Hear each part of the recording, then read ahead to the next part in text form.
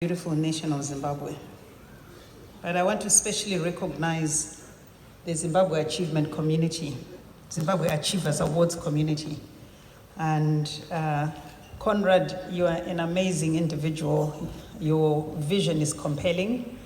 And I really thank God for your faith that at a time, I think when we have been a fractured, divided, and to some extent fearful people, we haven't had the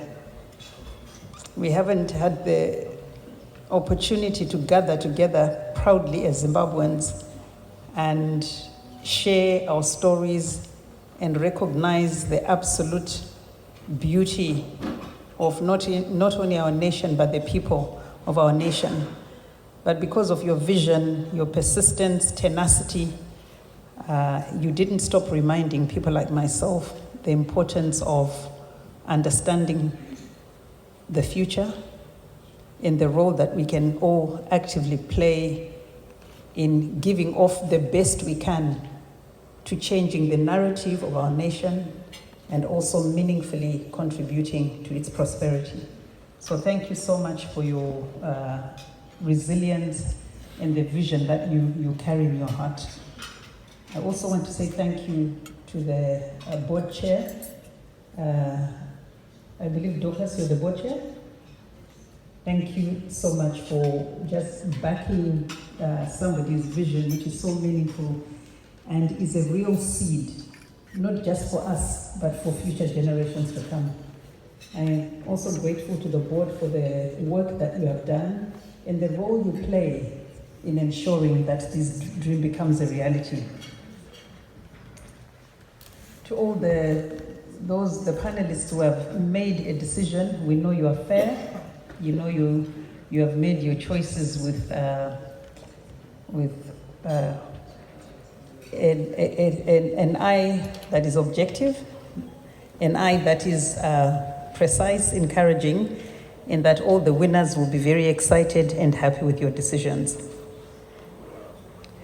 Tonight's theme is plowing back.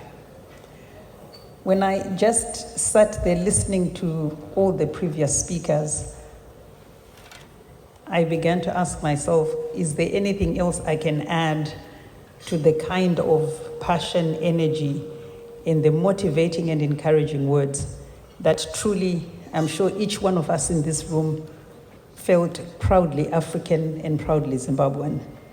It's really heartwarming to see Pumela and my brother, is it Muzi? Yeah, thank you so much. South Africa is an important place for all of us. We all took refuge there, many of us, and have been able to build our lives at an individual basis, at a community level. We have built businesses, and the kind of environment that has been created for us, foreigners, especially Zimbabweans, we don't get it anywhere in the world, not in America, not in the UK. So you represent the generosity and the empathy of South Africa. Thank you very much. Today's theme, Plow Back, is a challenge for every Zimbabwean to invest in Zimbabwe. Giving is something that is really close to my heart. I had an opportunity to meet some of you and heard you share your stories. So it's not only something important and at the core of what I stand for and what I believe, but it's also very much at the center and the core of many of the people that I had an opportunity to have conversations with.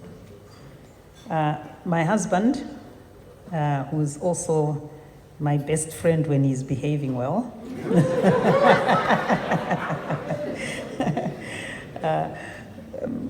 Strive and I, we started giving before we had anything. We didn't give because we had. We didn't become philanthropists. We began giving because there was a need and out of the little that we had. And we only got to be called that is because of the results of the giving. So for me, I really thank God for that opportunity of seeing the importance of giving before we really had anything. We were inspired to give because of the pain that we experienced when we lost loved ones, people we deeply loved, we grew up with, family members. When we lost some of our staff who had been giving their all, their skills, their abilities to make what we had successful and profitable. When we also lost members of our communities because of the HIV and AIDS pandemic. And as we went from home to home, funeral to funeral, and saw the devastating needs of the young orphaned children, we really felt that there was a role that we could play. And the role that we felt we had ability to really do something that was profound and that would quickly provide to meet a need in a very desperate situation was through providing scholarships. So we started sending children to school. We would provide them with meals, and we also would try as much as we could to mentor and to confront some of the distresses that they met. I'm sure some of you who work with distressed communities as the ones that we've been exposed to will bear witness that many of the children have never been able to open up about the difficulties that they've been through, what they have experienced, the experience of losing a parent at a very early age and not having an opportunity to discuss the pain and go through counseling. So many of the children that we have been able to assist, we found fell into a category where there just was very little in terms of support and the kind of counsel that will help them to rebuild their lives. As some of you are aware, we had a little bit of a tiff with the government in the process of setting up our business, Econet. But the challenges that we faced were nothing in comparison to just the joy and the excitement we had when it became very clear to us that when I asked myself the question, if we had a business and it became successful, what do you do with the money? Because one can only sleep in one bed, you can only drive one car. So what do you do with the rest? I have to be honest with you, I never for one day dreamt that I would be where we are today or that we would have what we have. I knew we would have something, and my dream was that if we could assist 1,000 children, that would be well-pleasing to me and well-pleasing to the Lord.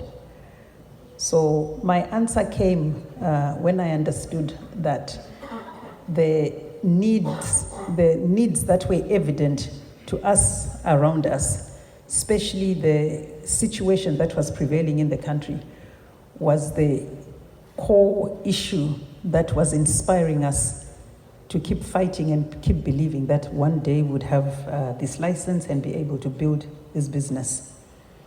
Over the past 20 years, we've established our foundation, High Life, which has impacted more than 1.2 million people. And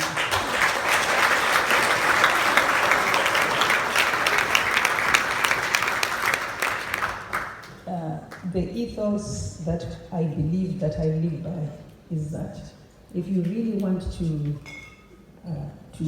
remain focused on the goal that is set before you, because sometimes you can be distracted by what you think you have become, or by what you think you have, or by what the newspapers say you have.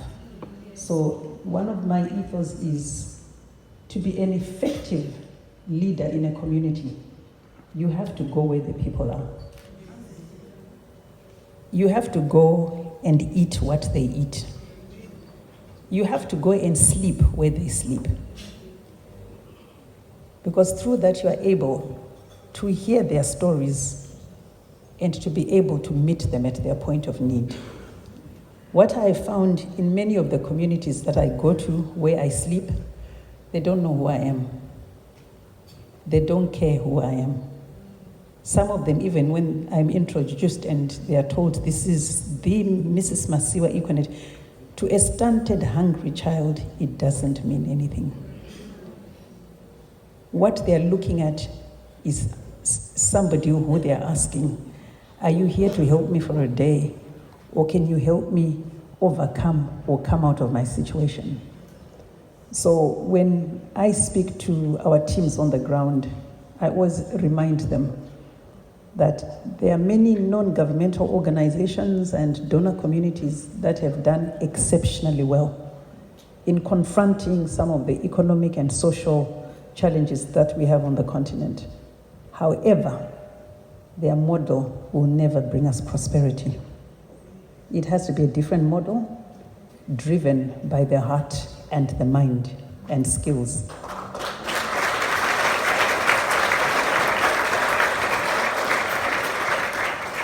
Despite the collective efforts of all of us as beloved citizens of Zimbabwe, the investments that we make, amazing stories. I'd received so many business cards of people who are doing so much in the country. The investment that is needed in our nation is even more. Currently, Zimbabwe is classified as a low-income country with a GDP of $1,000. Now, I bear in mind the history from where we come from. And I want to say thank you so much for emphasizing, Muze, the importance of understanding where we came from. We were not always disenfranchised, lacking in confidence. We were not always the way we look or the way we have become, especially our distressed communities. We were not always poor and oppressed. We came from somewhere. We had dignity once upon a time. We had a dignified life. We had a life that others aspired for and admired, and that's why they came looking for what we had.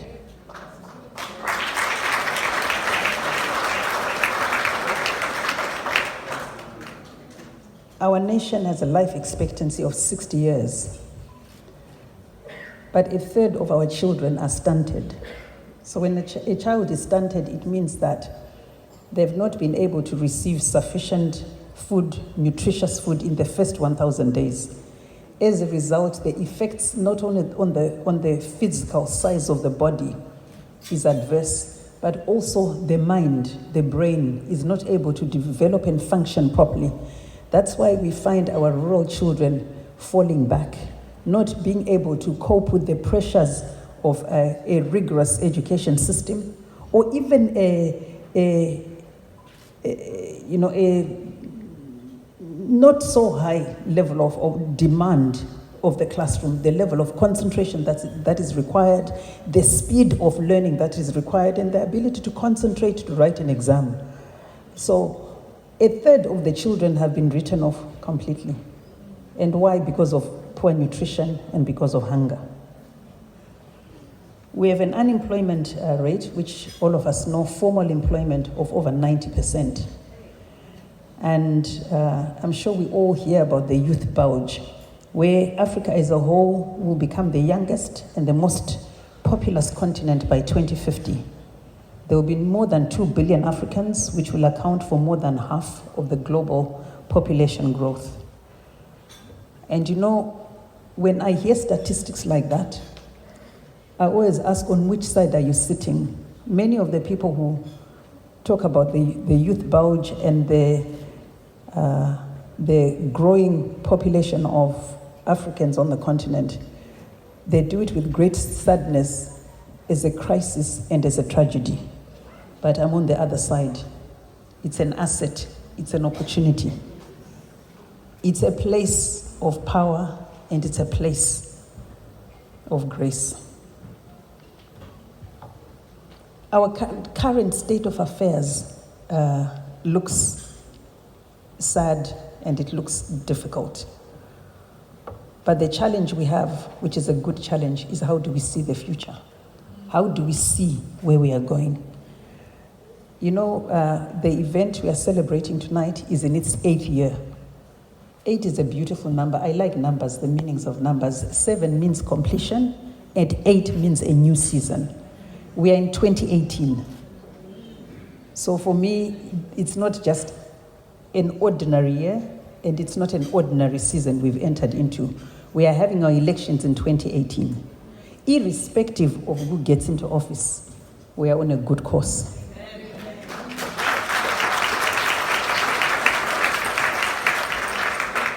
So the reality we face also gives me a challenge. What's the challenge? To take responsibility as a citizen of my nation. The question I ask is, what more can I do to create synergy with my co-worker, with my community members, with the government worker, with another CEO of another foundation, or with another philanthropist, or with an entrepreneur?